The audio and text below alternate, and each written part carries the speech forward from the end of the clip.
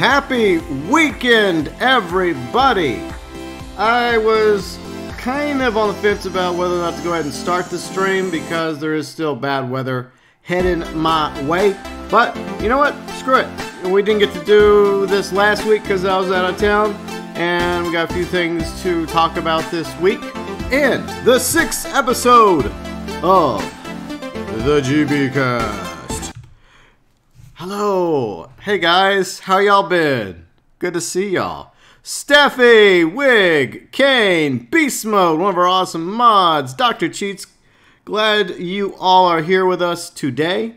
And we got some stuff to discuss in the GB Cast. We're going to talk about my thoughts regarding the premiere of the Twilight Zone, as well as Mortal Kombat 11, their decision to, I guess, have desexualized outfits for female characters, even though male characters are still half naked. Not that I'm against that, it just seems a little hypocritical. We're going to talk about my thoughts regarding the Joker 2019 trailer, theories about what may or may not transpire in that movie. I think it's going to be awesome, by the way. And Joaquin Phoenix is a fantastic actor. A few other things we'll try to get to is, speaking of Jokers, Mark Hamill has been cast as the new voice for Chucky in the Child's Play remake. We're going to discuss that, hopefully, if there's time. And, you know, if we have a little time left, if we're interested in this topic at all, we will talk about Blades. Skyrim Blades, the new mobile game, and the microtransactions. Anyway, so hey Riley, how's it going? Good to see you. So those are some of the topics we'll bring up today in the GB Cast, which is what I do. I at least try to do a GB Cast every Saturday, unless I'm out of town. Obviously, I can't do it in that case. But we talk about a lot of things. We talk about video games, we talk about comics, we talk about TV shows, we talk about movies, sci-fi, that sort of thing. But I do appreciate all of you being here. I hope you guys are excited, because I know some of you have been enjoying these GB Casts. They're a little different on the channel. It's nice to have, a different thing to do than the usual, and that's why I enjoy doing these. And hopefully we'll continue doing them every Saturday. That's the plan going forward. I do appreciate all of you, my awesome viewers, subscribers, fans, mods, fans. I think I said fans once, twice. But our Super Chat heroes, of course, for April 2019, as well as members of the GeauxBurns Nation. Oh, the fucking... I think the webcam's acting up. Goddamn webcam.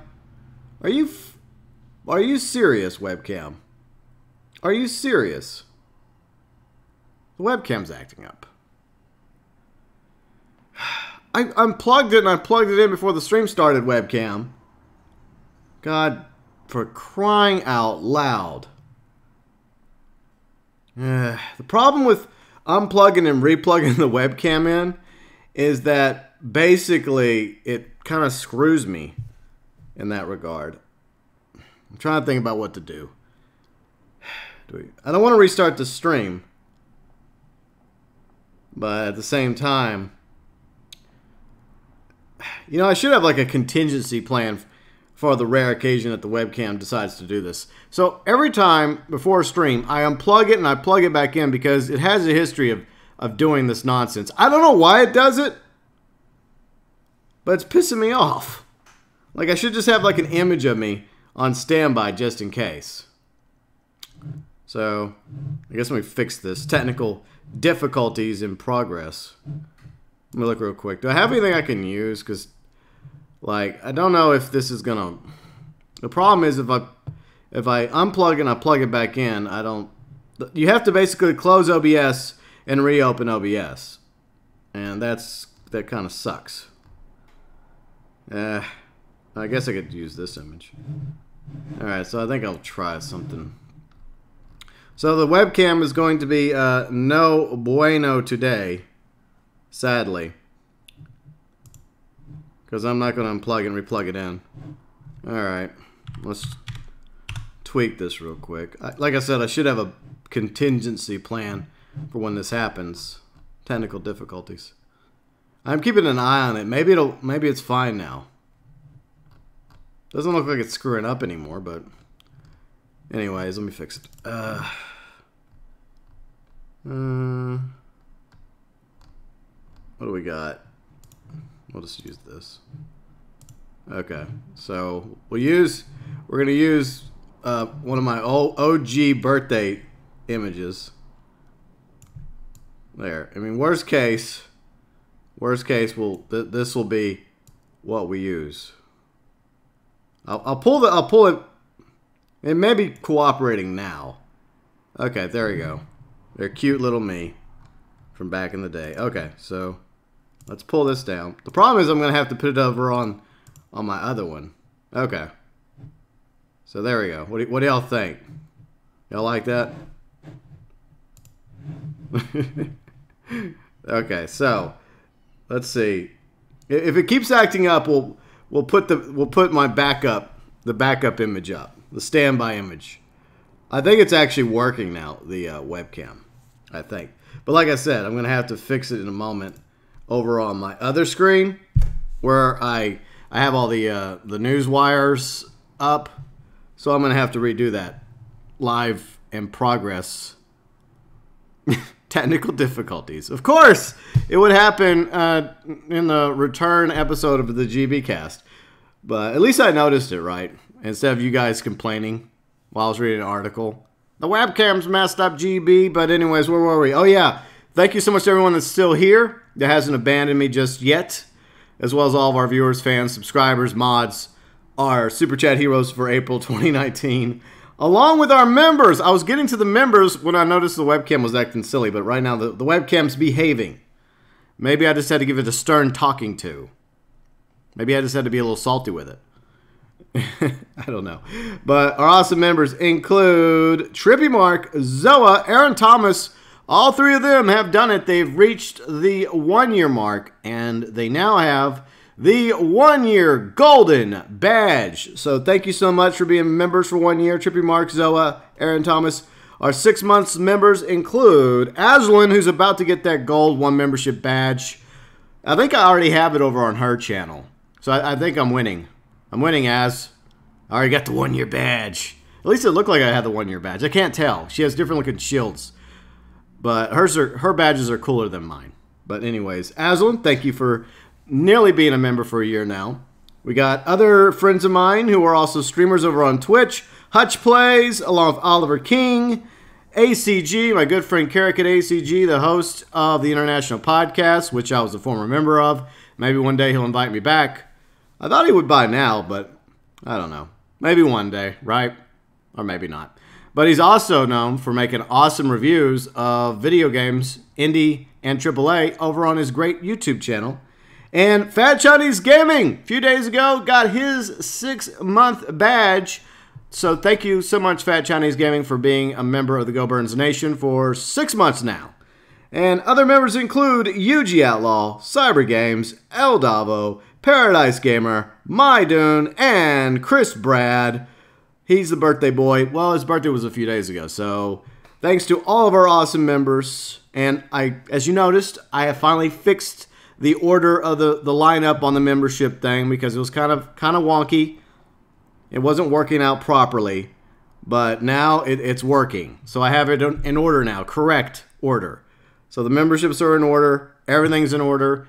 The webcam, gotta keep an eye on the webcam because it's being trolly today. But I do appreciate all of you, viewers, subscribers, fans, mods, Super Chat heroes, and members going above and beyond for the GeauxBurns Nation. Let's move on to the articles. Oh, hello, Michelle. How's it going? Let's see. Oh, you know what? Let's make sure that's working real quick. Let's make sure the old live chat's up and running. All right. All right, looks like the live chat's working. Always have to double check that, too. Let's see. Molotov Shell, GB, how you doing? I'm certain you're always welcome on the ACG podcast. We love you there. Let's see. Biketron. What's up, Biketron? Maddie. Hello, Maddie. Well, one day, Carrick will invite me back. I mean, I would never come back as a regular, but maybe as an occasional guest. Maybe something Rockstar News or something Red Dead Online or Grand Theft Auto Online. You know. But admittedly, you know, I think things are better off because, you know, as I've mentioned before, I don't play all the games that they play. So they're way more knowledgeable about all the other games than I was.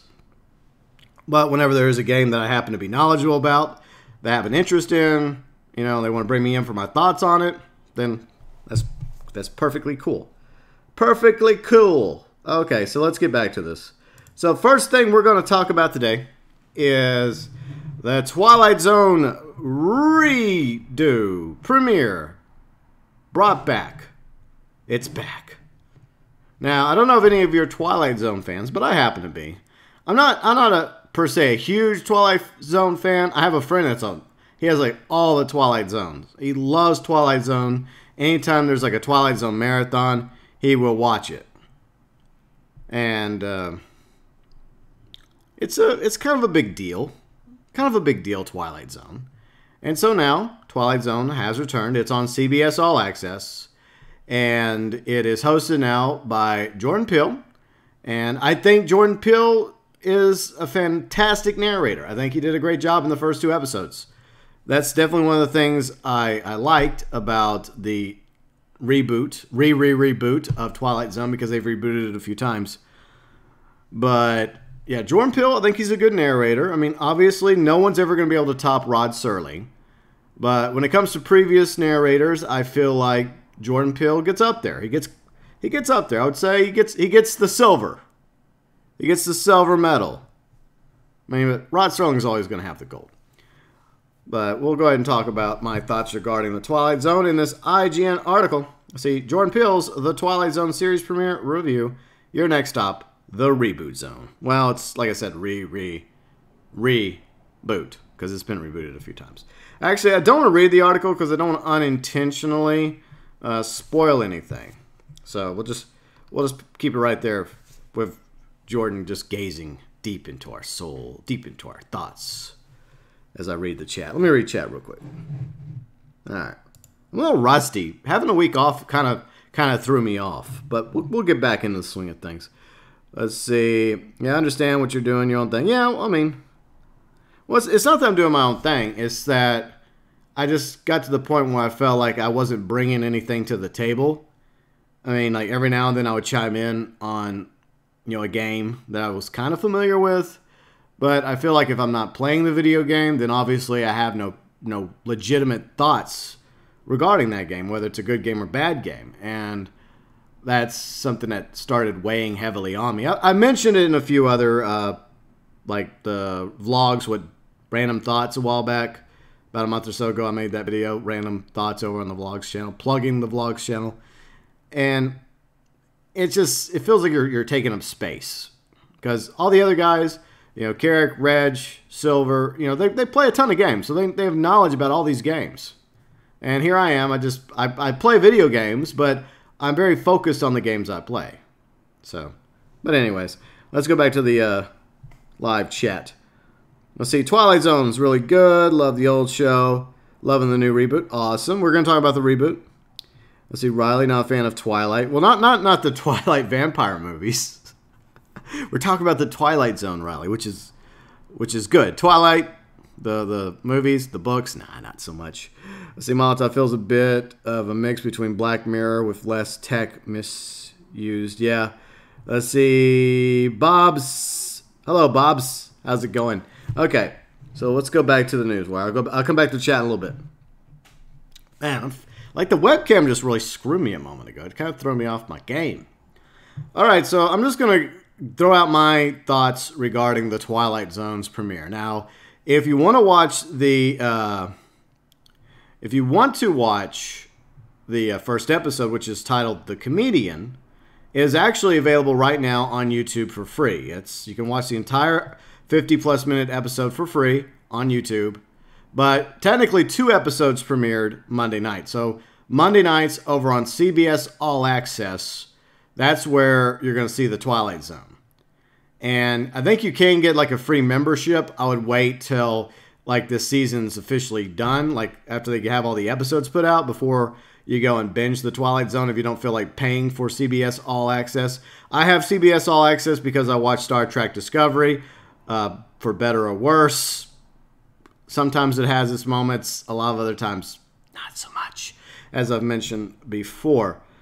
So that's where the Twilight Zone reboot is. It's going to be, besides The Comedian, the premiere episode. And I think that's the one issue. I have a few issues. First off, despite the fact that I think Jordan Peele is fantastic as the new narrator, he's also an executive producer on The Twilight Zone. Obviously a fan. And I think you can kind of see a little Twilight Zone in some of his works. I finally got around to watching Get Out a week or so ago, and it was really good. There's maybe one or two things I didn't like about it, but overall it was very good. I have yet to watch Us. I was planning on going to watch it the other day, but I just didn't get around to it. I'll just wait till it comes out on Redbox or Netflix or whatever. But I think he obviously is a fan of Rod Serling and Twilight Zone. I've read several articles about that. So I think he does a good job. I like the new intro. I like the music. I feel like the production value is top-notch. I think overall the acting is superb. The first issue I have, though, is the fact that the decision by CBS to put Twilight Zone on All Access was a mistake. And I feel like it's a mistake because obviously you are preventing the Twilight Zone from being watched by a larger audience because you want to lock it behind a paywall, behind this streaming service, because we have the streaming wars going on behind everything. You know, Netflix, Hulu, Disney Plus, all the other ones. I mean, where does it end? And, you know, all the networks in America are trying to get in on it, and they're trying to create their streaming shows, like The Good Fight, which I hear is all right, and Star Trek Discovery. Once again, another example of a show that should actually be on network TV. And the same goes for The Twilight Zone. I think that The Twilight Zone is such an important, series in our culture. Not only the stories and the morals in the old school episodes, but the fact that, for sci-fi, I mean, it's probably at the top of the list when it comes to sci-fi. And I think that it deserves better than being on streaming, and that's just how I feel about it. I think they're doing a decent job overall with Twilight Zone 2019, the reboot. I thought The Comedian and the second episode was Nightmare at 30,000 Feet, which was a different take on a Twilight Zone classic. It was okay as well. It was a bit hit or miss. I think I probably liked The Comedian a little bit more, but it's because, Nightmare at 30,000 Feet basically was already done, and I thought it was done better in the original version, which was Nightmare at 20,000 Feet with William Shatner back in the day, but it's still a classic. So both episodes were okay. They weren't bad. They weren't great either. But hopefully, the rest of the season for the Twilight Zone will get better. I've read a few articles how, some people that have got a chance to see the other episodes say that it does get better. And some people were concerned that maybe these are the two best episodes of the season, and that's why they throw these two out first. I hope that's not the case. I'm not saying that either one of them's bad, but it's kind of often okay. It's an okay start. Not great. I don't know if either episode is going to be memorable in the Twilight Zone franchise as a whole compared to the classics of old. But like I said, I feel like it has potential. It definitely has potential to improve. But there's another issue I have besides the Twilight Zone being behind the paywall. Like I said, I feel like the show is worthy of being on network TV, and it should be on network TV. And I think that would be awesome if it was. Before we get into the next issue, let me go back to the chat real quick. All right, let's see what everyone has to say. See, Molotov Michelle, I like Twilight. Yes, that Twilight. Well, we all have our guilty pleasures. Mine's, I guess, Gotham and the CW DC shows. That's my guilty pleasure, for better or worse. Let's see, Kane, I prefer Black Mirror. Yeah, I hear Black Mirror is really, really good. I've never gotten to watch it yet. See, Ishmael, Get Out was fantastic. I agree. I thought it was really good. Despite one or two issues, but overall it was fantastic. But even with great movies, you're going to have one or two issues with it. It's not a big deal. Let's see, Michelle, I don't think it even airs here in the UK, sadly. That sucks. Antoine Juicy, do you listen to rap? I used to listen to old school rap back in the day, 90s rap. But mostly, I mean, I listen to like 80s, 90s hits, some classical music, some jazz, and some early 2000s. That's pretty much the music I listen to. Let's see. Kane, the 60s Twilight Zone is better. Well, nothing's ever going to top the OG Twilight Zone. I mean, it's at the top of the game. I mean, I would consider that the best sci-fi franchise of all time. I mean, Rod Serling was a freaking genius. But let's see. Don't Call Me Danny. Didn't they do the redo for the movie with John Lithgow? Are you talking about Pet Sematary? Oh, we're not talking about Pet Sematary today because I haven't watched it, Danny. I can't give an opinion about the Pet Sematary reboot unless I watch it. I do want to watch it. Like, I want to go watch Us, and I want to go watch Shazam, but you know how movie ticket prices are, even when you go to the matinee. Plus, you can't hit the pause button if you had to get up and... Oh, the Twilight Zone movie. I never watched the Twilight Zone movie. I'm going to make a confession right now. The only Twilight Zones I ever watched were the old school, like, Rod Serling Twilight Zones. I never watched any of the reboots. I never watched the Twilight Zone movie. So, yeah. But at the same time, you know, that's my thoughts about all that jazz. Okay, so the issue I have. What is the issue that you have with the Twilight Zone GeauxBurns, the 2019 Twilight Zone? You seem to like it overall, which I do. Like I said, Jordan Peele, fantastic as a narrator. I say he comes second place to Rod Serling when it comes to being the narrator. The intro's awesome. The music, the production, the acting. The writing could be better. Hopefully it will get better. Speaking of the writing, one thing that caught me off guard, and this is going to surprise some of you, because you know I cuss. You know I have colorful metaphors. I cuss all the time. And I probably will cuss throughout this GB cast. I try not to, but it happens. I cuss during my live streams. I even cuss in some of my videos that I make. So yes, I cuss.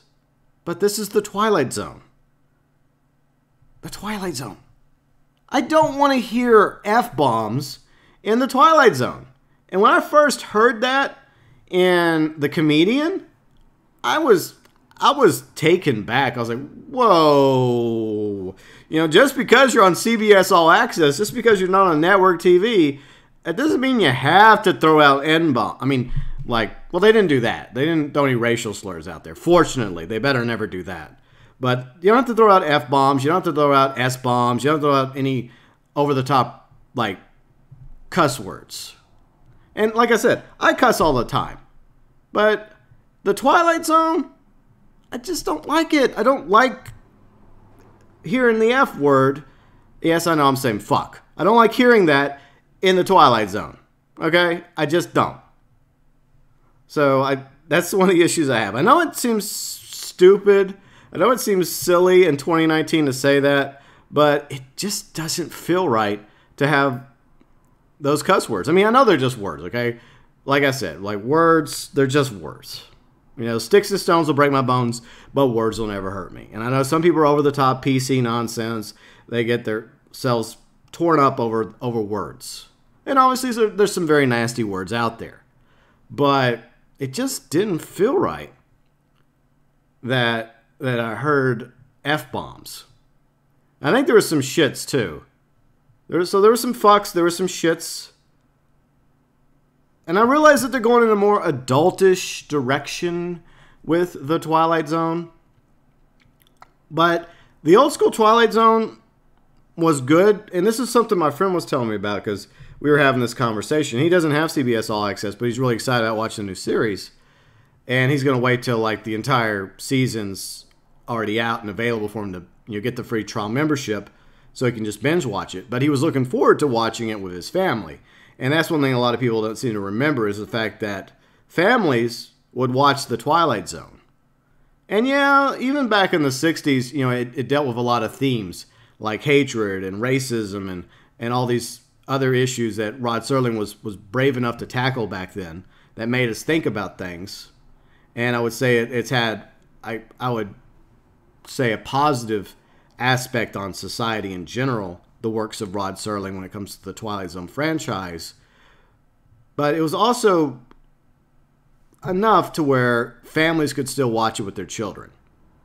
I don't think that families are going to want to watch this Twilight Zone if they're hearing F-bombs or S-bombs or, in future episodes, other things. So I feel like the cussing is not necessary. Okay, so every now and then you may hear a damn. Oh, damn. What the hell, you know? I know it's weird because I know I cuss. But I just feel like a show like The Twilight Zone, you shouldn't hear those words. Even if it is a streaming series now. But I wasn't the only one that felt that way about it. And maybe this guy did a better job explaining the point I'm trying to make. Okay. Now, obviously, Jordan Peele doesn't say this. He just made a quote. This is from birthmoviesdeath.com. So, like I said, Jordan Peele, fantastic job as the narrator. He doesn't cuss. Well, he doesn't cuss in The Twilight Zone. But the actors and characters do cuss. And I realize that this is 2019. People cuss. People say fuck. People say shit. People say other stuff. I know. I do too. But, I don't know. Okay, so let's read this article real quick, and then we will see your thoughts about all this. If you disagree with me, that's perfectly fine. I'm perfectly okay if you guys disagree with me, and maybe I'm not making any sense here, but I don't know. But anyways, this is what Scott Wampler said over at birthmoviesdeath.com. And I read this article a few days ago, and I thought it was worth bringing up. I remember being aware of Rod Serling's The Twilight Zone long before I actually watched episodes of The Twilight Zone. The series' place in pop culture history is iconic enough that my parents, neither of whom you might closely be observed students of pop culture, would react to weird situations by name-dropping the show's titles or imitating its singular theme song whenever something strange occurred. Yeah, I do that all the time too, even if it's in my head, like da-da-da-da-da-da-da. Eventually I asked for an explanation, and their description of the series set my brain on fire. I was a morbid kid, hovering around whatever spooky entertainment my parents deemed appropriate. This sounded right up my alley. Hell, even the name was cool. The Twilight Zone. It wasn't long before my parents and I were watching episodes together. You know what? It was a perfect fit. For a 10-year-old, The Twilight Zone offered just the right amount of spookiness. The black and white presentation was part of that. Even now, there's something pleasingly creepy for me about the format. But its frequently nightmarish curveballs were the bigger draw. Sure, the show was also feeding my vegetables by providing valuable life lessons and progressive attitudes about all manners of social issues, a fact that my folks were almost certainly aware of, but the aspect honestly didn't register with me at that age. In retrospect, there can be no doubt that this is one of the show's great strengths. Earlier this week, I was given access to the first 4 episodes of CBS All Access' new Twilight Zone. This version shepherded into the screen's producers by Simon Kinberg and Jordan Peele. And for the most part, I thought it was just perfect. Each episode represents a different classic Twilight Zone flavor. I hold off on saying what the thematic ground in the 3rd and 4th episodes cover, but I'll say that the first 2 cover paranoid conspiracy, as well as be careful what you wish for, quite nicely. Each with a well-directed and sharply written. I have some minor quibbles about the runtime of each episode, but my one big gripe, the thing I'm still thinking about days after watching these episodes, is the introduction of profanity in the Twilight Zone universe. Let's see. For the first time, the new Zone character dropped an F-bomb. My eyeballs raised. See, this is exactly what happened to me Monday night when I was watching The Comedian on CBS All Access. When I heard an F-bomb in the Twilight Zone, I was like, what? What the hell? See, by the 5th or 6th time it happened, I found myself rolling my eyes. Anyone who's ever met me knows I'm a man possessed by absolute filth, by a filthy mouth, myself included. Swearing is fun, expressive, fuck you, but I could not for the life of me understand what adding bad words to the Twilight Zone actually brought to the table. That's how I feel. Was I overreacting? Was I, against all odds, suddenly going prudish in my approaching middle age? It took me a little while to wrap my head around why the Twilight Zone swearing problem bothered me so much, but once I did, it all seemed very obvious. The new Twilight Zone is a show my parents probably wouldn't have let me watch. Historically speaking, the Twilight Zone has always been an all-ages affair. The thing that could be enjoyed by the entire family. Its wisdom might read as dugganly obvious to the adults in the room, But just as I found through all the years ago, it could also be absorbed unknowingly by younger family members. Its scares were never too scary. Its language was never too coarse. Its violence, never graphic. Of course, we could write this off as being the result of TV standards and practices in the late 50s, early 60s. But nothing about Serling or the writers he worked with over the years among Richard Matheson or Ray Bradbury suggests that anyone was being held back from making a show that might be considered rated R by today's standards. In fact, given the Twilight Zone's progressive streak, we can probably assume they wanted the show to reach a wide audience as possible. See, and that means making it palatable to every age group. I suppose there's an argument to be made that the updating of the Twilight Zone means dragging it into the modern day, where casual profanity does not carry the same stigma as it once did, and by that extension, the added level of realism that will only serve to make the show's fantasy elements land harder. To that, I would argue that the show, while regularly incorporates the extraterrestrials, inexplicable time warps, and heavy doses of nightmare logic, probably shouldn't worry about making things that realistic. A standard network TV level mildly salty dialogue would surely accomplish the same thing. One might also say that I did myself earlier in this piece that swearing is fun and expressive and that perhaps I should fuck myself. A fair point to be sure, but I'll take honoring the Twilight Zone history over because it's fun to do. Exactly. Honor the history of Twilight Zone. That's what I'm trying to get to. Any day of the week, I might have a mouth like a dirty pirate hooker. This guy's great. I love this guy. We'll see, but I also understand that there's a time and place. I'm open to hearing the case for profanity in the Twilight Zone from people behind the show, and if not, I'm nonplussed by its presence. I suspect many others will be as well, which is likely to get someone involved in the comments on the inclusion sooner rather than later. But I fear that the truth is the Twilight Zone is not a network series, but a streaming one, and such enjoys a certain number of freedoms, of which the ability to have characters say fuck, it can be there, it can be considered edgy, and therefore it's been allowed to happen. Also see, Star Trek Discovery. And I had an issue in season 1 when one of the characters, Tilly, threw an F-bomb out just to throw an F-bomb out. I'm just like, come on. I mean, I get it. Like in Star Trek Generations, you had Data say shit, but still. Continuing, I really hope that it's not the rationale here, but again, I'm struggling to understand why it needs to be there at all. As it stands, I think the addition of swearing to the Twilight Zone comes off feeling unpleasantly incredulous and unnecessary addition that really doesn't add anything to an otherwise spectacular series. And more importantly, it could mean some families don't get to watch the Twilight Zone together. What a shame that would be. And that's the issue, honestly, that my friend had, is that he was looking forward to watching these episodes with his wife and his daughter, and he's religious and he doesn't really want his daughter. I mean, obviously his daughter is probably aware of cuss words and whatnot, but he wasn't. When I told him that, he was shocked. He was surprised that there was actually F-bombs in the Twilight Zone. So I can understand how Twilight Zone fans and people familiar with the franchise would be taken back by the fact that it has, as Spock would say, colorful metaphors. So let's go back to chat. Let's see what you guys have to think about this. All right, let's see. Where were we? Let's see. Yes, I swear at everybody all the time. I do cuss. Like I said, I cuss. That guy that wrote that article cusses. But it's the Twilight Zone we're talking about. Let's see.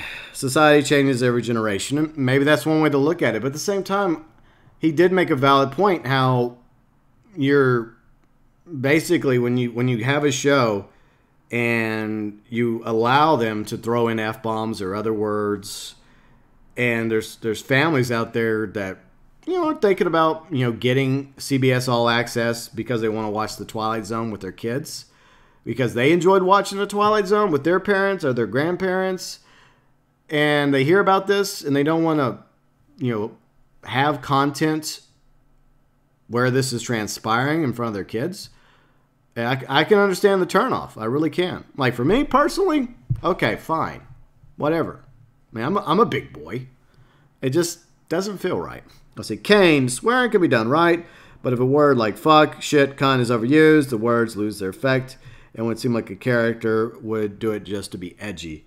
That reminds me of a South Park episode where this was like somewhere in the 2000s, I think.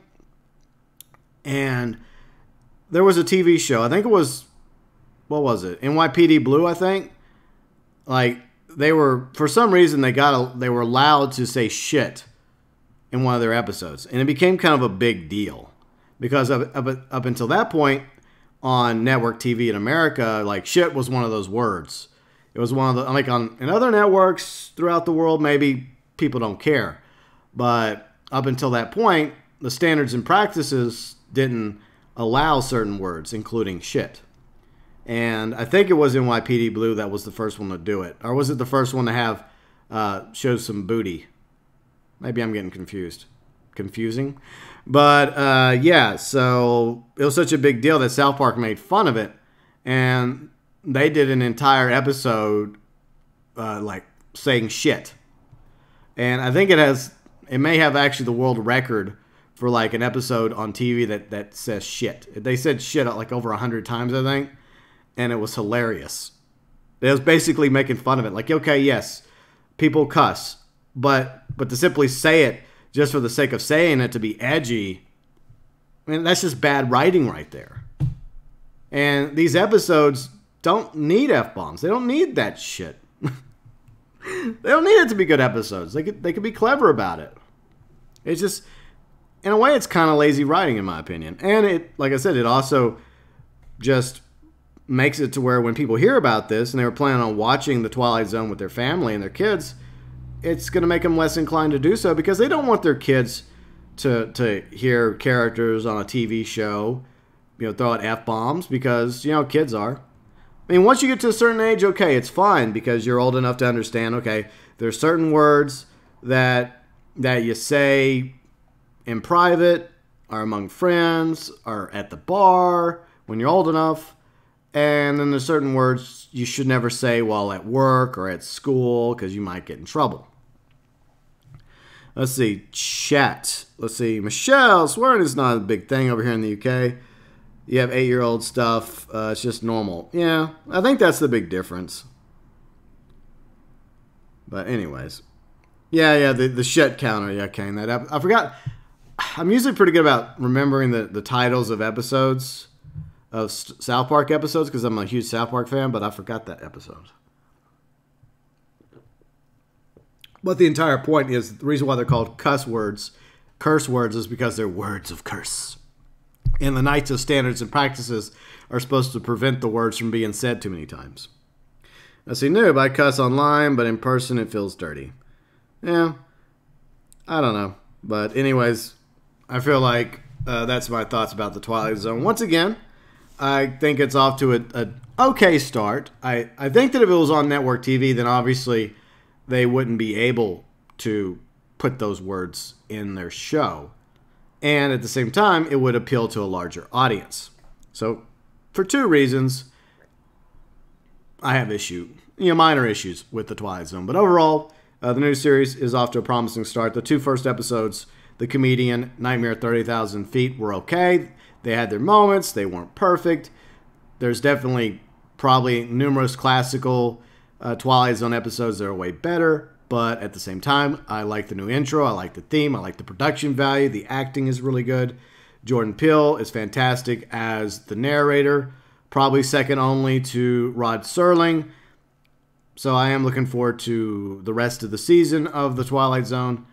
And I don't know, maybe hopefully they'll get, if they get enough feedback from the fan base, then maybe in future episodes or future seasons of The Twilight Zone, if it continues, hopefully it will.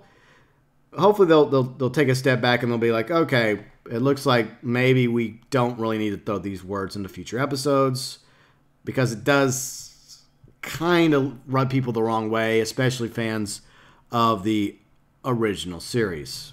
All right.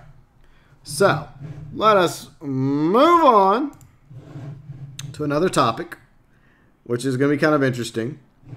Now, I know a lot of people are excited about Mortal Kombat coming to current gen, myself included.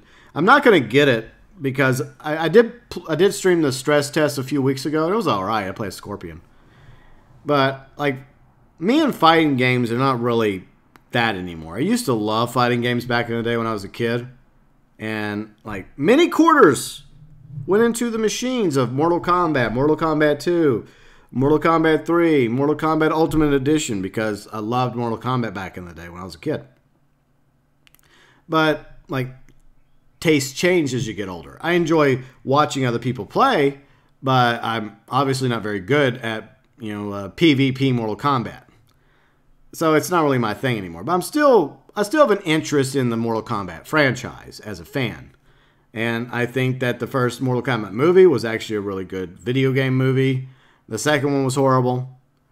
But I came across something that was mentioned by other YouTubers before I went out of town. Or was it after I came back? I don't know. You know how time goes. Let's see, Brian. Hi, GB. Bye, GB. Hi, Brian. Bye, Brian. Let us know how Shazam goes. All right, so anyways, let's keep going. We're moving forward with Mortal Kombat now. Because most of you didn't really seem interested in Twilight Zone. Ah, well. Anyway, so Mortal Kombat 11 has gore. Just like all the other previous Mortal Kombats. Gore, blood, fatalities, brutalities, body parts being ripped to pieces, characters being decapitated, burned alive, killed in all sorts of interesting ways, and having their brains eaten by Baraka. But if there's one thing that I don't understand, is how is all that acceptable, yet this move by NetherRealm to desexualize their female characters. Meanwhile, the male characters are still sexualized. I mean, I don't have a problem with that.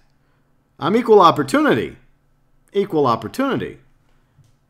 But apparently, they've decided that the female characters in Mortal Kombat 11 are not going to be wearing the skimpy outfits that they used to wear. So, let's see, this is bound into comics. I've got a couple of these articles that we're going to go over real quick. See, Mortal Kombat 11 abandons female sex appeal, radically changes Jade, Scarlet, Sonya character designs. NetherRealm Studios, developer of the upcoming Mortal Kombat 11, has radically altered their female characters' design, specifically Jade, Scarlet, Sonya Blade. I think they're also doing it for the other female characters too, like Katana, Melina, etc. NetherRealm Studios revealed a new combatant Jade for the upcoming Mortal Kombat 11. When was this? Okay, this was back in... Well, this is February. Wow, this is an old article. Wow. I'm behind the times, guys. I'm so behind the times. I thought this was like a March issue. But see, Jade looks completely different. See? So she looks different. And they had an image, see, of Jade. See, there's Jade. That was Scarlet a moment ago. That was Scarlet. This is Jade. That's how she looks now. Let's see. And like I said, that's what Scarlet looks like.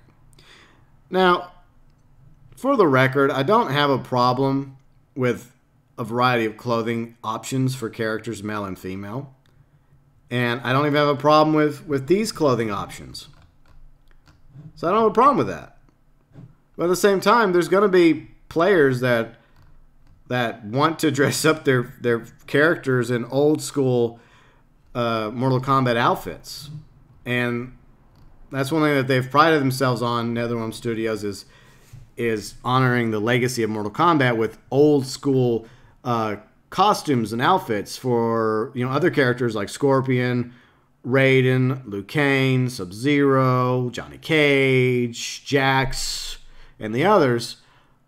But the old school female characters, what about their outfits? Why was it okay that female characters in Mortal Kombat X, the last Mortal Kombat game, had skimpy outfits, or Mortal Kombat 2009 had skimpy outfits. Yet now it's a problem. Now it's an issue. All right, so let's go over here. This is a more recent article. This is from One Angry Gamer. By the way, this was from Bound into Comics. So, NetherRealm confirms Mortal Kombat 11 females won't have sexy items or purposely desexualized. Let's see, NetherRealm Studios has confirmed that there will be no sexy, skin-clad items for females in Mortal Kombat 11. The female characters were purposely desexualized, according to NetherRealm Studios. Speaking with Polygon, Steve Barron, let's see, NetherRealm's art director, confirmed that the outlet that the game went through an intentional design change. Polygon prefaced Barron's comments, saying, Barron says his team has taken a more measured approach with the art direction of Mortal Kombat 11 that's specifically true to the game's female fighters. Our character lead, Baron George, has been a breath of fresh air in introducing new ideas. Our design is just getting more mature and respectful. You're not going to wear a bikini into a fight. You're not going to be showing up too much skin. I think it's just what the game is about. It's a video game, not an actual fight. It's a video game, guys. Whatever. You're going to fight for your life, and you're not going to be wearing such scantily clad items. It's a video game. Jeez. I'm sure that this will disappoint some fans. We don't have bathing suit fighters, and I think that's fine. If people are disappointed, I don't regret making that change by any means. Now, look, I don't think that this is going to have any negative effect on sales for Mortal Kombat 11. I think it's still going to be a fantastic game. I think that people are still going to buy it and play it. It'll probably get great reviews. Hopefully it'll be good. I mean, I enjoyed the stress test, but is it necessary to do this? Doesn't it seem a little over the top? So, obviously you can see, what, Casey Cage. I think this is Casey Cage. Like, she's all armored up. And I don't have a problem with this outfit. I don't. And then, of course, you have Kano. You know, half-naked Kano. And then you have almost completely naked Baraka here. And then the this new character, I forgot his name. But okay, he's showing some skin. Okay, so he's showing some skin. Baraka's showing some skin. Kano's showing some skin. Shao Kahn's showing a little bit of skin. You have the other Khan, the discount Khan. I forgot what his fucking name is. I don't care about him. Johnny Cage showing some skin.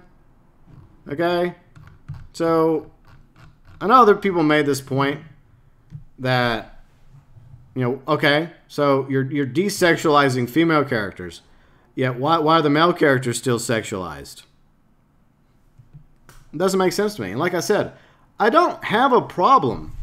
I don't have a problem with them having multiple, clothing options for female characters. The more clothing options for female characters and male characters, the better. That means that the players that enjoy playing as these characters, male or female, can clothe up their character however they wish. If they want Jade to look like that, then fine.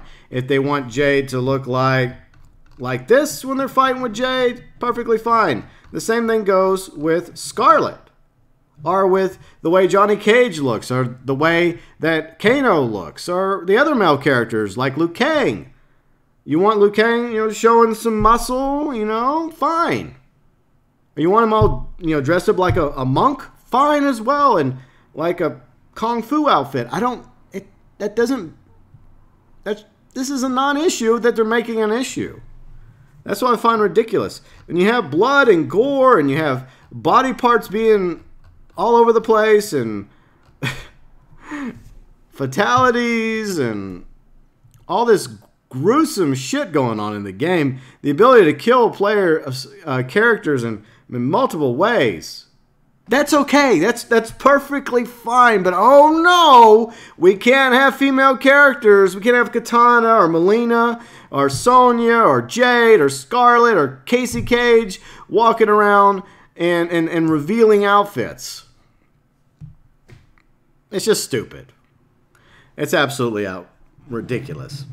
But that's just my opinion. Okay, let's see what everyone else has to say while I get a swig of tea. All right. Let's see. Where were we? Noob, the big boobs were distracting. Well, yeah. Let's see, Kane, bring back original designs. Michelle, personally doesn't bother me either way. Maybe have, yeah, I mean, they, at the very least, like, if they want to make, like, the desexualized outfits, the standard outfits you start off with, fine. But they're not even going to have those the old previous outfits from, like, the old school Mortal Kombat games, or even Mortal Kombat 2009 or Mortal Kombat X, which had some, you know, skimpy outfits, some revealing outfits, sexual outfits, what do you want to call it? They don't even have those outfits in Mortal Kombat 11. See, Archangel. What's up, Archangel? But yeah, Molotov Michelle, I agree. You know, people do play Mortal Kombat for the fighting, you know, for fighting and the story. But I never saw an outrage over the way female characters looked in the game.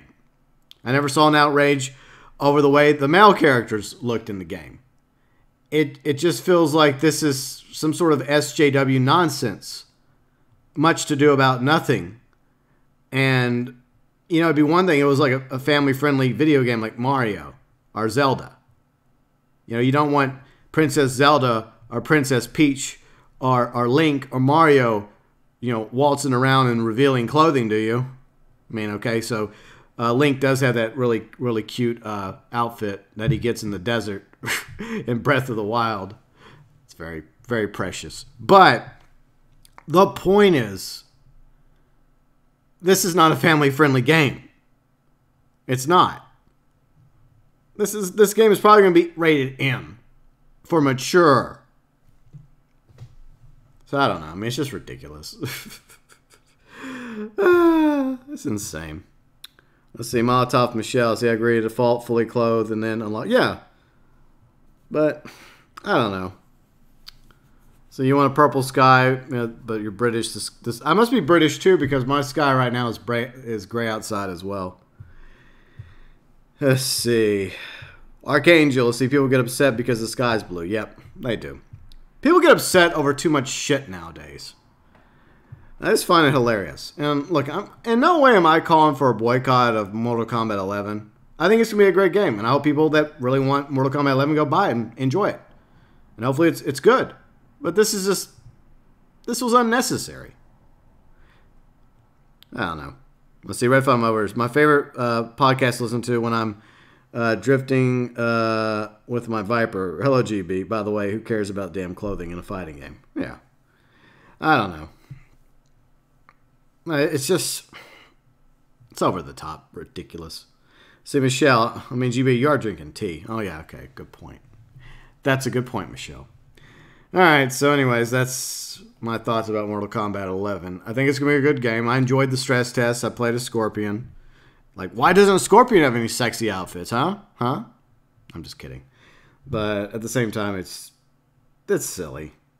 It's just out of hand. But I guarantee you that if enough people complain about it, like, I bet you male and female fans of Mortal Kombat will bitch about this. Because, look, it's not only male gamers that like their female characters looking sexy. Female gamers also like their female characters looking sexy, okay? And you can have a variety of clothing options because each gamer is different. Okay, like most of the time, whenever I have a female character in a video game, I dress them respectful. You know, jeans, a t-shirt. I don't dress them over the top ridiculous. But there are players out there that do that. I don't see the big deal. Like I said, it's a video game. It's a freaking game. But anyways. So that's my thoughts regarding the nonsense of this situation. I just hope that eventually we see some sort of step back and people just be like, hey, whoa. I think we're going a little too extreme here. A little too far. So I do think there will be some pushback. I think there will be a bit of pushback. Let's see. Michelle, as a bi woman, I certainly am happy with women being sexy. Me too, yeah. I'm happy with women being sexy. I'm happy with men being sexy, okay? If you got it, flaunt it. If you want to flaunt it, fine. All right? You don't have to. But it's just, this world is getting sillier and sillier by the day. Speaking of wild, crazy worlds that we live in, what we're going to talk about next is Joker. And I'm going to take a quick BRB. Hope you guys are enjoying the stream right now. If you are, hit the like button. I'm looking forward to your thoughts regarding the trailer for the new Joker movie coming out this fall with Joaquin Phoenix as the Joker. That's going to be interesting. We're going to talk about the trailer. My thoughts, your thoughts, if you watched it. I guess you have a chance to go watch it right now. So go look it up on YouTube, watch it, and hopefully by the time I get back, you'll be done watching it. We can all talk about it together. So that's coming up in just a second on the GB Cast. I will be right back. And, of course, we're going to have a little chair time. You in the chair. Lucky you.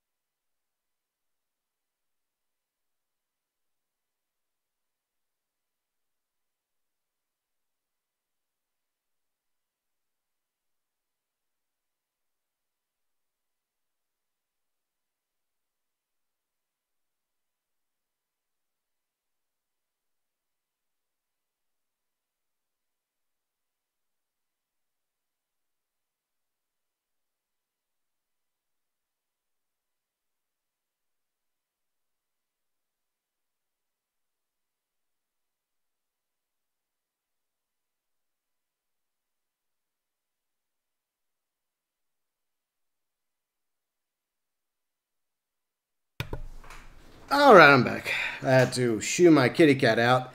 Snuck in here. Typical cats. Anyways, so we're going to talk about Joaquin Phoenix's new movie, Joker, and my thoughts about it. It's definitely a different take on the Joker, because I'm a huge DC fan. I also like Marvel, but at the top of my list, I would say it's Batman. Batman is at the top. And of course, one of the many would consider the greatest comic book villain, or a villain in general, would be the Joker. Now, he's been done differently in different medias, different looks, and this is definitely a different take on Joker. A lot of people are kind of comparing this to The Killing Joke. There are some similarities, I think, but I think in its own way, the 2019 Joker movie starring Joaquin Phoenix, who's a fantastic actor. I think he's going to do a great job as the Joker. Now, a lot of people are comparing him with Heath Ledger. I feel like that's a completely different Joker. So I don't know if it's right to make that comparison between the two. But I can understand why there's always going to be this list of Jokers, right? From, like Mark Hamill voicing the Joker in various TV shows, like the animated series, as well as the Arkham games, to, like I mentioned already, Jack Nicholson as Joker in the Tim Burton Batman movie, to Jared Leto, whatever the hell that version of Joker happened to be, to Heath Ledger, and of course now Joaquin Phoenix. So I thought that the trailer was interesting. It definitely has kind of like an 80s feel to it. And I think that's obviously by design. So I think it's going to probably be like a standalone movie. I don't think it's going to connect to any of the other DC movies, or the old ones or the new ones. I think it's going to be its own thing. And obviously, it follows his character, or I think his name's Arthur. And he lives with his mom, and I guess his mom's all he has. I think they are introducing some sort of love interest for him, because they show him in the cafe with a woman, and there seems to be some sort of romantic interest there. But he always, in the trailer, he talks about smiling, and his mom always told him to smile and be happy, no matter how bad things are, and he's obviously trying to take care of his mom, while at the same time he's working this job, dressed up as a clown. And it's gonna all go bad. You know, because that's one of the things that Joker usually says, is that all it takes is one really bad day.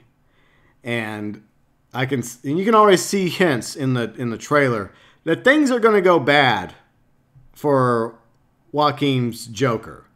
And it's going to lead him towards going from a decent guy, decent loving son, to a makeup-wearing, laughing psychopath. And I'm very excited about the direction they're going to take this version of Joker. I think it's just going to be a standoff film. I don't think that they're going to implement his Joker into like a future. I know they're also working on a new Batman movie, a new Batman reboot. Oh boy, oh boy. Even if I happen to be a huge Batman fan, I don't really want another reboot of Batman. I feel like it's been done over and over again.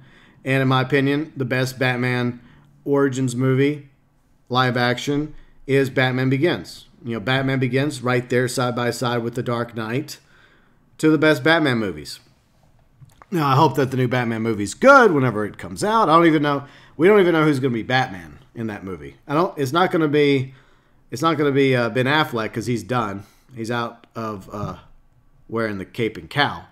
So I think, like I said, I think this is just going to be a standalone Joker movie, origin story, and I think it's going to be good. Because Joaquin Phoenix, traditionally, he's very selective about the movies he's in. And whenever he's in a movie, he always brings his A game. He brings his all. And you could even see that in various moments throughout the trailer. So anyways, enough of me babbling. Let's go to you guys. See what y'all think about this. All right, so let's see. See, Michelle, the new Gotham Joker. Yeah, we'll talk about that when the time comes. I am planning on discussing Gotham in a future GB cast. The ups, the downs, the things I liked about Gotham overall, the things I disliked. But I would say Cameron, who's played variations of Proto Joker like Jerome, Jeremiah, and then coming up, they've already promoted it, quote unquote, Jay. He's done a good job. He's done a really good job. He's been definitely one of the highlights, in my opinion, of the Gotham series. But there's been a lot of lowlights. But like I said, I'm going to table my overall thoughts about Gotham in a future GB cast once the series is officially over and a few weeks from now. So that's when I'm kind of holding off on it. Let's see. Noob, apart from designs, is what the Joker will do to determine how creepy he will be. Yeah. Well, I think that he's going to be... I don't think he's going to... Now, they introduced like Arkham State Hospital. So they don't have Arkham Asylum, but they do have like Arkham State Hospital. And obviously it's being set in Gotham. You have Thomas Wayne. He's running for mayor. And I think there's actually a scene where Proto Joker, or Joaquin's Proto Joker, actually kind of sort of meets young Bruce Wayne. Oh.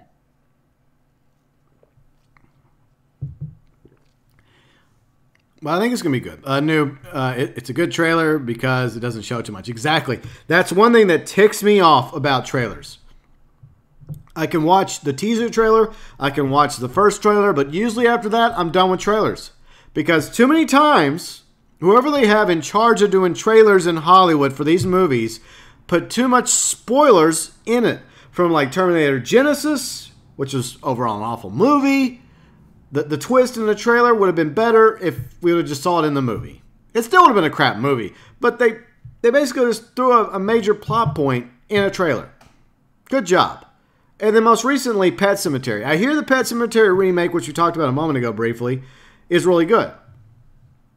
But they threw out a twist in one of the trailers. And some people say that the twist actually ends up making sense. Okay, awesome. I would prefer finding out about that twist in the movie, watching the movie, not in the damn trailer. So, whoever's doing some of these trailers needs to, like, think about it, okay? We want to entice the audience. We want to get hype up and interest in these movies, but don't give shit away, especially important twists and plot points. Sorry, I went off on a little tangent there regarding trailers. But that's why I'll watch a trailer like the Joker trailer, and then I probably won't watch any more trailers regarding Joker. I'll just wait till it comes out and I'll go watch it. Because I can't do it anymore. I don't like being spoiled by these trailers. And I feel like the more trailers you get, the more information comes out, and the more you already know about the movie before even going to watch it. And I want some fucking mystery. If I want to know what's going to happen in a movie, I could just go look at a Reddit post somewhere or wherever they happen to have all the spoilers and then save myself a few bucks and some time. But you know what? I actually like to watch a movie and go into it without any idea of what really is going to transpire. That's how I feel about it. Let's see, where were we? Archangel. Let's see, the movie is very different from the past Batman. Well, yeah, it's going to be different, but at the same time, it is interesting that it does kind of have a similar, like, Tim Burton Batman vibe to it, right? Because Tim Burton Batman was set in the 80s, so you had 80s cars, you had 80s settings. Of course, he went over the top gothic with his version of Gotham, but it definitely has an 80s feel to it. Now, I don't think that this Joker is not going to be in any way connected with the Tim Burton Joker. Obviously, two different actors, two different variations of the Joker. So this is going to be a standalone Joker. It just happens to be with a similar 1980s setting that the Tim Burton Batman and Batman Returns had. Let's see, where were we? Kane, I'm back. I'm going to be real. Just after watching the trailer, I have low expectations. How could you have low expectations? It looks so good. Kids these days. Let's see, Noob. The trailer made me feel sorry for the Joker. He wants to be happy. Now, see, this is the thing. They're not going to give... I don't think they're going to give anything else away. At least I hope not in future trailers. They probably will, but maybe not. Now, there is a level of sympathy that you're going to have for his character. But I do think that before it's said and done, he's definitely going to do some Joker things. That's probably going to make the audience realize that this guy has gone from the character we're introduced to, loving son and boyfriend or whatever he is, if he's even in that relationship or else trying to get into a relationship with that girl, to, like I said, a psychopath wearing makeup with green hair and a nice suit. So I think by the time the movie's over, I think he's going to pretty much establish himself as the Joker. I have faith in Joaquin Phoenix. I think that his variation of the Joker is going to be memorable, like Heath Ledger's and like many others that have donned the makeup. Let's see, Michelle, if they want to do a Batman version along this line, they would have a guy named Brucey wearing a parlor mask. Well, in this version, Bruce Wayne is actually a young boy. And his father, Thomas Wayne, is running for mayor of Gotham. That's a little bit of snippets we know about the 2019 Joker movie. Let's see, Kane, Heath Ledger will always be my live-action Joker. Sorry. Yeah, well, yeah, Jared Leto was not very good as the Joker, so, yeah. I mean, I think most people put Jared Leto's Joker at the bottom. And obviously, Heath Ledger, at the moment, is my favorite live-action Joker. So my favorite live-action Joker at the moment, Heath Ledger. And like right under him, I would put Mark Hamill. You know, one of the best voices for the Joker. And, you know, like animated shows, animated movies, as well as the Arkham games. And at the very bottom, we put Jared Leto. That's how I feel. Let's see. Yuki. No, I'm not Turkish. Hello there. Let's see. As soon as you see it. Yeah. Let's see. Okay. So, anyways, I think that's my thoughts about Jared Leto as the Joker. I think he's going to do a good job. I think this is going to be a great movie. And I think that he's gonna give us a different take on Joker. And I think a lot of people will like it by the time it's said and done. Now, I think that you can still enjoy Heath Ledger's version of the Joker, just like people like Jack Nicholson's version of the Joker, or Mark Hamill's variations of the Joker, or Cesar Romero's Joker from the old school 1960s Batman TV show and movie. it's just a different take on the Joker. And I think his take on the Joker is going to be good. And it's going to be different. But at the same time, it will be enjoyable. Just like, Cameron in the Gotham TV series, his variations of Proto-Joker, as they call it. Because I don't want to spoil it too much, but he's done a good job as well. And like I said, I'm going to talk about Gotham whenever the series is officially over. See, but I want more emotional stuff rather than action. Well, I think you're going to get a lot of emotion here. I think there's going to be a lot of emotion with this Joker film. I think there's going to be action. I think there's going to be some brutal shit that happens.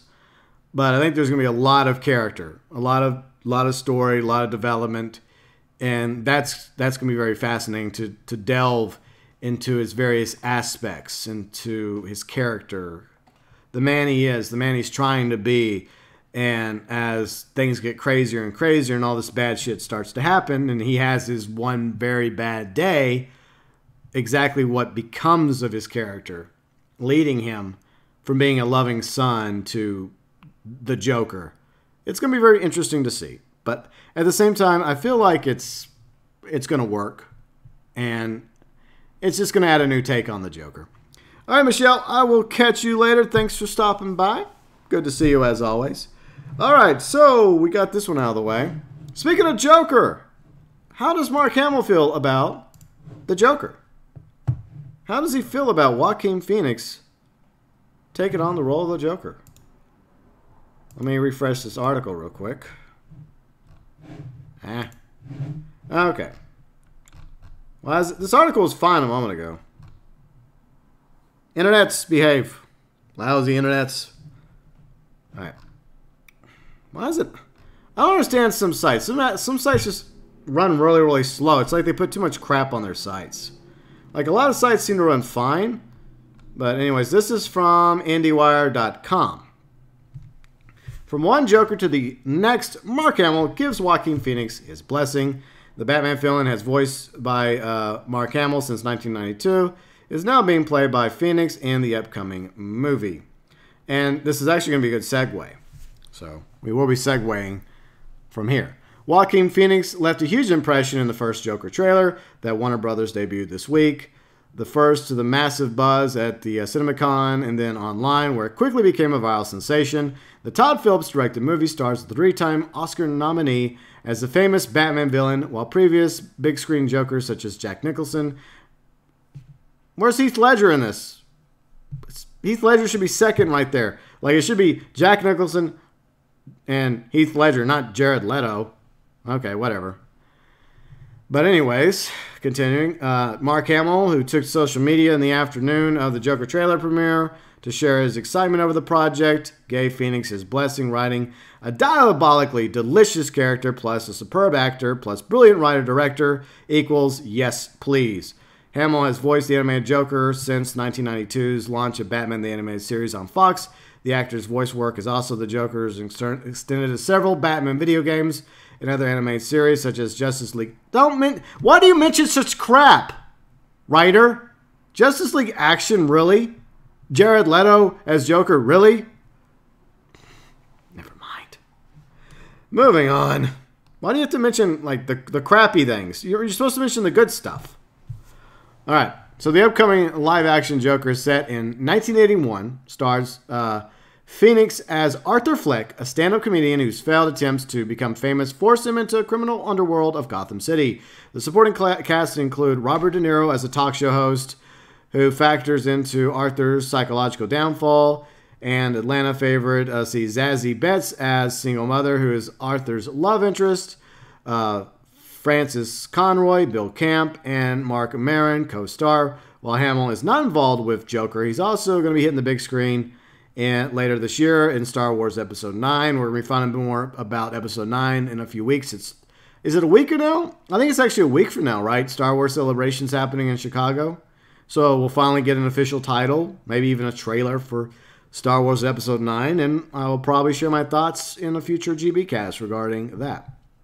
Continuing, the actor is reprising his roles, the iconic Luke Skywalker, one final time in the J.J. Abrams-directed trilogy Ender, in theaters December 20th. Before Star Wars, Hamill will lend his voice to Child's Play as the killer doll Chucky.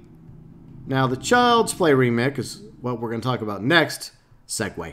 That is going to be opening in theaters June 21st. So, yeah. So, see, Mark Hamill's okay with it. And I'm okay with it. But I want to talk about Mark Hamill voicing Chucky in the Child's Play remake. All right. I had an article up, but it had some sort of issue. I don't know why. All right. I think it was Deadline. All right. So, actually, let me go back to let's see, is there anything in there? All right. Let's get back to this. Okay, so. Is there audio? All right, is that playing or no? I hate it when this shit happens. Okay, I don't think that's anything. I don't think you guys hear that. Do you? It's only about news wires, but hopefully it's all right. I don't think it's playing because you'd actually hear it. I actually see it like bouncing up and down in desktop audio. All right, I don't really care about Will Ferrell, so who cares? All right, so coming this summer, we have a remake, reboot of Child's Play. And the trailer looks good. The trailer actually looks really good. Now, it's always hit or miss with me when it comes to remakes, reboots. Sometimes it works out. A lot of times it doesn't work out. And like Child's Play when I was a kid scared the shit out of me. The idea of a doll coming to life, especially when you have sisters and they happen to have dolls. The idea of one of them coming to life and coming after you with a knife. It's a scary thought when you're a kid. In fact, I think I had probably a few nightmares about it. But admittedly, despite the fact that Brad Dourif has done a fantastic job voicing Chucky throughout the Child's Play Chucky franchise, and I think that they're actually doing a series after the events of Cult of Chucky, and they actually rebooted. There was kind of a soft reboot of Child's Play of Chucky because it went really, really stupid. I mean, it became funnier and more ridiculous and more ridiculous. Like Child's Play 1 and 2 were really good. Child's Play 3 was okay. Bride of Chucky was all right, but then Seed of Chucky was terrible. But even go back to, I'd say, Child's Play 3, you started seeing it become a lot less scary and a lot more like dark humor, right? And like Bride of Chucky had its moments, but also you could see that it was going in a less scary direction. The same thing with Seed of Chucky. Seed of Chucky was just awful. But Curse of Chucky was a step back in the right direction, as well as Cult of Chucky. So I did enjoy Curse of Chucky and Cult of Chucky. And I think they're going to be they have a TV series continuing where Cult of Chucky leaves off. So that's going to be a separate thing. And Brad Dourif is going to once again reprise the role of Chucky in that series. And I think Chuck Mangione is he's helming that. You know, the writer, creator of the Child's Play Chucky franchise. And of course, Brad Dourif's daughter is going to continue being in that too. Her character was introduced in Curse of Chucky, and she was also in Cult of Chucky, so she's going to be in the TV series. But this is a separate thing. And even though I don't like franchises being rebooted, especially franchises I happen to like, I can see the point of rebooting Chucky. Because I remember how scary the original was and how silly and ridiculous the franchise has gotten. And I feel like this Chucky's going to go back, even though it has not like the guy behind the franchise has nothing to do with the remake of Child's Play. I feel like that this is going to be more like horror, more scary, potentially. It could end up being total crap. It could end up being horrible, but the trailer looked promising. And now that Mark Hamill has been cast to voice Chucky, and I'm sure he's already voiced Chucky, it's already done, it already happened, I feel like this is going to be a very promising, potentially good remake. Whether or not it succeeds in future remakes remains to be seen. So, this is according to Deadline Hollywood. Child's Play, Mark Hamill will be the voice of Chucky in the Killer remake. After decades as the heroic action figure Mark Hamill is going Hollywood's most demonic doll, the Star Wars stalwart who portrayed Luke Skywalker for 4 feature films, and Joker will provide the voice of the iconic horror character Chucky in the Orion Pictures revival of the Child's Play franchise. Hamill joins the cast, which includes Aubrey Plaza, Gabriel Bateman, Brian Tyree Henry, in the contemporary reimagining of the 1988 horror hit that follows the malevolent path of a buddy doll. It's not a good guy anymore. They're called buddy dolls. And it's sentient, bloodthirsty, and not as friendly as his smile. The news was announced at Orion's Pan presentation at WonderCon in Anaheim. Fans below their excitement when Mark Hamill appeared overhead in the video screens in a taped greeting. If you're wondering who's going to play Chucky in the new Child's Play, Hamill said, you're looking at him. It's a big year for Mark Hamill. He can be seen in the medieval in History Channel's Nightfall. The Knights of Templar series is on second season. Hamill will be a knight for Mark Cosmetic Variety this December. And Disney's Lucasfilm releases Star Wars Episode 9. And Hamill is also an accomplished voice actor. Credits in animated films, television, cartoons, video games, radio dramas, web projects. The signature role is his voice credits as the Joker, the DC Comics villain he portrayed since 1992, and Batman the Animated Series, and of course, the Batman Arkham games. See, last year, the 30th anniversary of the original Child's Play was effectively mellowed by the slasher terror of Halloween, with equally Cabbage Patch dolls, fad, and deliver historic horror results. The original became such a cult classic that Chucky now ranks up with Jason, Freddy, Leatherface, Pinhead, and Ghostface. Where's Michael Myers? No love for Michael Myers. On the all-time honor roll of the one-name icons of R-rated horror, the movie has echoed throughout pop culture and influenced non-horror works, among them Toy Story and Ted. Let's see, Brad Dourif, who voiced Chucky in the original film, as well as the franchise and all 4 of its theatrical releases and sequels. Most recently being this, that wasn't the most recent one. Like Curse of Chucky and Call of Chucky still count, even though they were on Netflix. See, for the revamp, let's see, Lars Klevberg of Polaroid directs from the script by Tyler Burton Smith, based on the original motion picture. David Katzenberg, Seth Graham-Smith, produced under the Cat Smith Productions banner. Orion Pictures will release Child's Play on June 21st through United Artists, releasing the banner, More Than a Toy, He's Your Best Friend, in the tagline. Let's see. The Child's Play, in the new Child's Play, Hamill will be playing a sinister entity that has been updated to match today's marketplace concepts of playthings.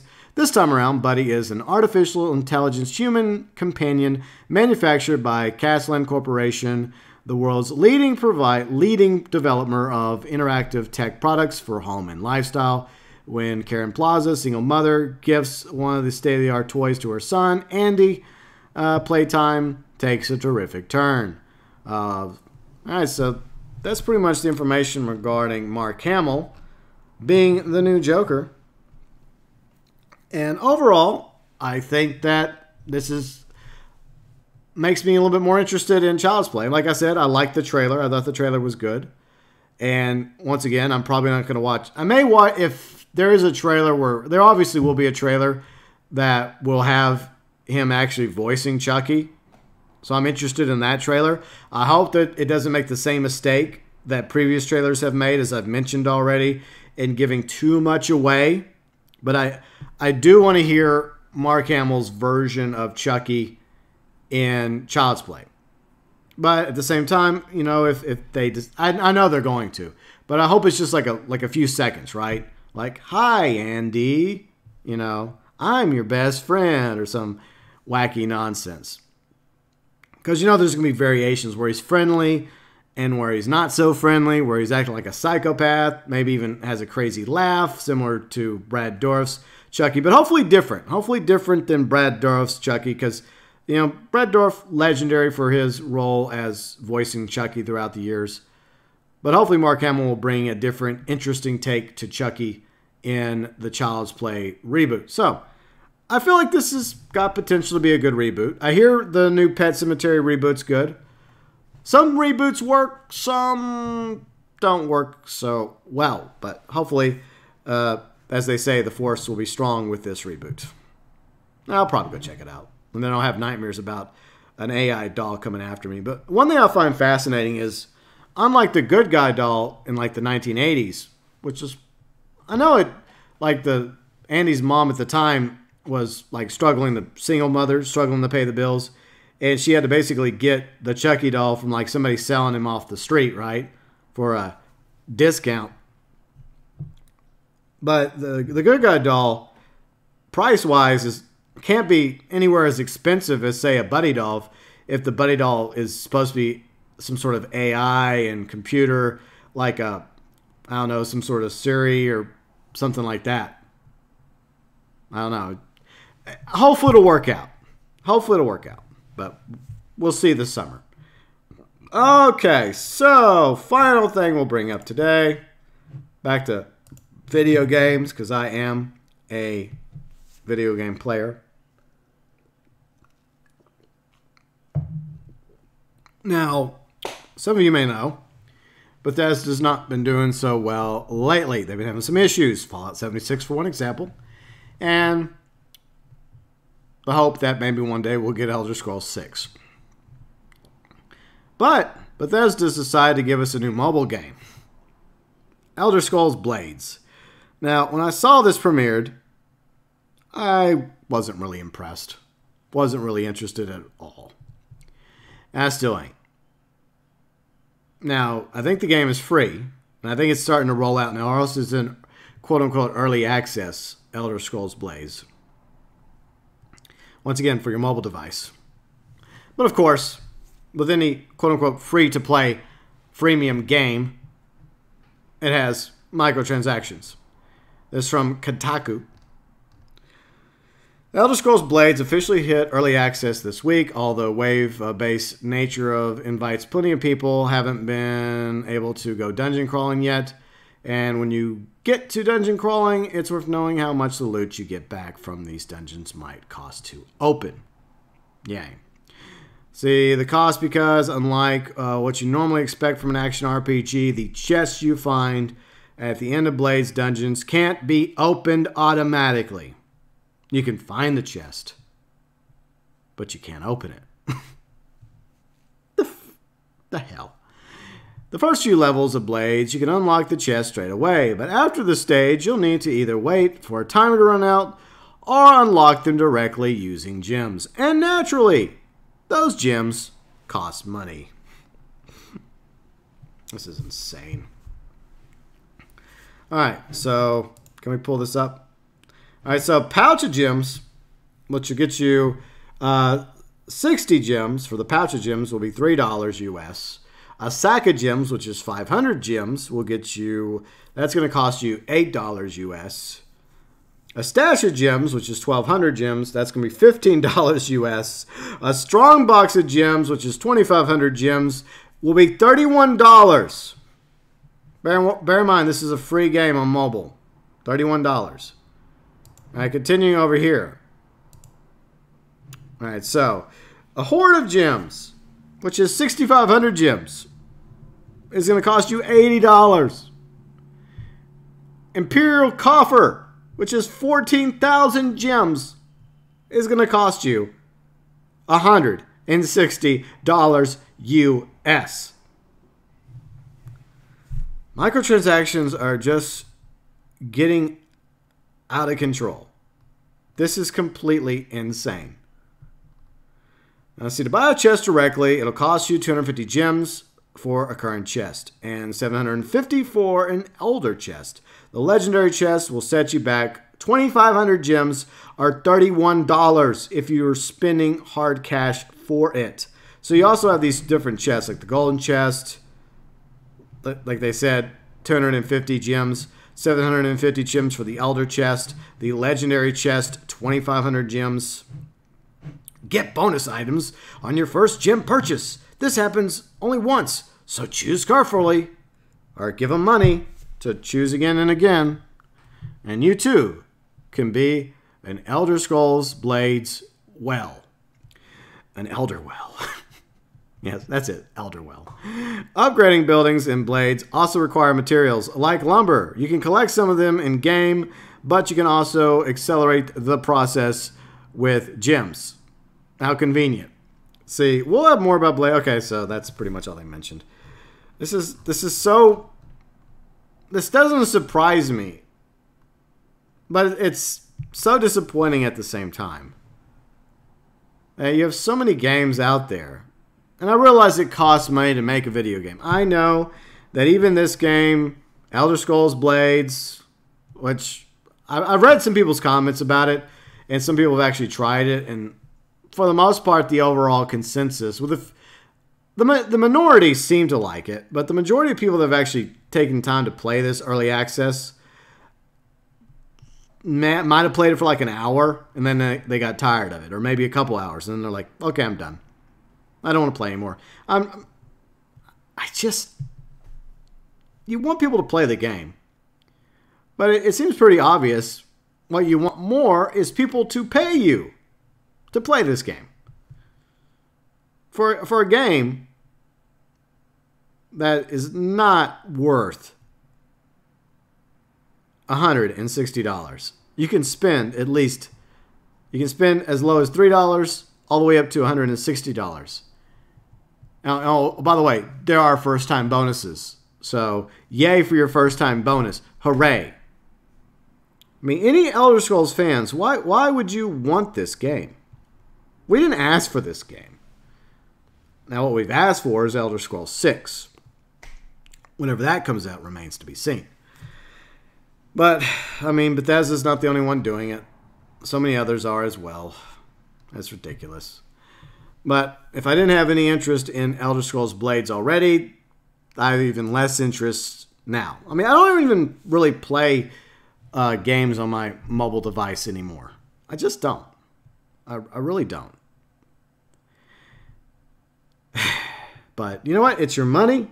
Spend your money as you wish. But buyer beware, and realize that there's more important things to spend your money on than fictional digital gems in a video game. And honestly, there's games out there that you could purchase for like $3 or $8 or $15 or $30 or $60. Like Red Dead Redemption 2. They have a lot more to offer than this game. And I realize it's a mobile game. It's for games on the go. Well, okay. Well, Switch has better games on the go. Like, Zelda Breath of the Wild, which you can play on the go. Or Mario Odyssey. Or Civilization 6 now. Or Diablo 3. Or Skyrim. Yes, Skyrim is also on the Switch. And you get a lot more out of Skyrim than you're going to get out of this. So, even though I have last gen Skyrim, I also have Skyrim Ultimate Edition for Xbox One, which allows you to have some mods, some free mods, which is awesome. I have lightsabers for all my characters. I think I'd rather just play that. I know Skyrim is an old game. I'll just keep playing Skyrim if I'm in an Elder Scrolls mood until Elder Scrolls 6 comes out on the Xbox One. Running around Skyrim with lightsabers. And I know they're called something else. What? Magica sticks. I think they're called Magica blades, right? Yeah. But, yeah. Screw this. It's your money. My advice, buyer beware. Don't waste your money on this game. I don't care if it's free. Like, if it's free, okay, fine, play it. But don't give them any money. Don't encourage this sort of behavior. And that's the problem. Whenever you give Bethesda or any other developer that puts out these freemium games, these pay-to-play games, you're encouraging them. And it'll just make them think, oh, we're making all this money from Elder Scrolls Blades. Let's make an Elder Scrolls Blades 2 and 3 and, forget Elder Scrolls 6. No. We have to speak with our pockets and our money. And I know people are going to pay money for this. Unfortunately, they're out there. But you're not going to get anything from me for this. I'm not even going to bother playing this because when I saw it premiered at E3, I was not even remotely excited for it. I'm like, oh, great, another mobile game that I'm not going to play. It's just like Diablo Eternal. or whatever the fuck it's called. I wasn't excited about that either. I could care less. I'm old school. I want to play on PC, or I want to play on console, whether that's Xbox One or PlayStation 4 or Switch. I've gotten past playing on. I mean, I have a few games on my iPhone, but I haven't bought a new game on my iPhone in forever because I don't really play as much. And look, that's just me talking. I know there's plenty of people out there that play video games on their smartphone. That's perfectly fine. But just be smart about the games you're playing and be mindful that these games, like Elder Scrolls Blades, might come free, but they're designed and built specifically to get as much money out of you as possible, which could ultimately cost you way more money than, let's say, Red Dead Redemption 2 Ultimate Edition. Yeah. So, Red Dead Redemption Ultimate Edition, yeah. I spent maybe, what, $100 on that, I think? You could end up spending way more on this little POS, so no thank you. I'll just wait patiently for Elder Scrolls 6. Whether it comes out remains to be seen. Okay, so I think that's about it for today with the GB cast. Got off to a rusty start, but it is what it is. I do appreciate all of you being here. Spare and Donkey, we already talked about Joker.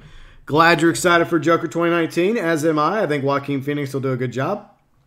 Hopefully it will not disappoint when it comes out this fall. So, for everyone that was here, I appreciate all of you being here for the GB cast. Yeah, you know, it was a little... It wasn't... I feel like taking a week off kind of... I don't know. Maybe it was just a weird weekend. I don't know what the hell happened this weekend. Or maybe it's just all my topics I brought up today were just hits and misses, right? Hits and misses. But it's okay. Yeah, Azralynn, I'm not going to talk about it anymore. I'm done. Done for today. But anyways, so thanks for stopping by. Noob, Archangel, Spare and Donkey, Molotov Michelle. Yeah, I just don't want to bring it up. It's just the clothing. It's the clothing. Because they're quote-unquote desexualizing female characters in Mortal Kombat 11. And meanwhile, the male characters are still showing off a lot of skin. I get it. People are not buying Mortal Kombat 11 for that. It's probably going to be a great game, and people into Mortal Kombat, as I used to be, will probably enjoy it. It's ridiculous. You have all this blood, all this gore, all these fatalities, ripping body parts, you know, burning bodies, eating brains. That's okay. But, oh no, we can't have Scarlet or Jade or Katana or any of the other female characters wearing quote-unquote skimpy or, like, revealing outfits anymore. It's gone too far. It's gone too far. And I realize not everyone playing Mortal Kombat 11 is going to have female characters dressed up skimpy. I get it. I'm perfectly fine with, you know, a variety of clothing, cosmetics for all the characters, male and female, but at the same time, it feels unnecessary. It feels a step too far. So that's pretty much my thoughts about, once again, the Mortal Kombat censorship. But I do appreciate you being here, as always. Paradise Gamer. Yep, sorry, Paradise Gamer. I'm just wrap this one up early. There's a storm coming in my area, and it's about to hit. So, want to knock this one out before that transpires. Red 5 Motors, thanks for being here as well. Appreciate all you guys. If you get a chance, check out Azralynn's channel. I'm sure she'll be streaming some fun tonight. I think Dead by Daylight. I think she's going to be going and running around as Ash. I like Ash. But anyways, tomorrow we'll be heading back to Red Dead Online, Xbox One, continuing our mini-series. We will be in Ambarino. So tomorrow, Xbox One, Ambarino, 1 p.m. Central, 7 p.m. UK. That's what's transpiring mañana. Anyways, if you're new to the channel, you're welcome to check out the content. On Saturdays, we do this little something different, the GB Cast. We talk about a variety of stuff, video games, comics, sci-fi, TV shows, movies.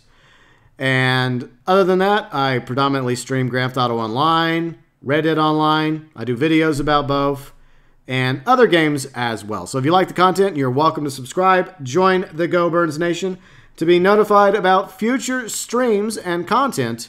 Be sure to ring and ding the bell for all the social medias check out the About section. We have a Twitter, a Facebook, Instagram. We have a vlogs channel over in the featured channel section, as well as our awesome Discord community. All the social medias available for you to check out and join over in the About section. I will see you all tomorrow for Red Dead Online in Amberino on the Xbox One. I hope you all have a fantastic weekend. And from the bottom of my heart, from me to each and every one of you out there, as always, thanks for watching.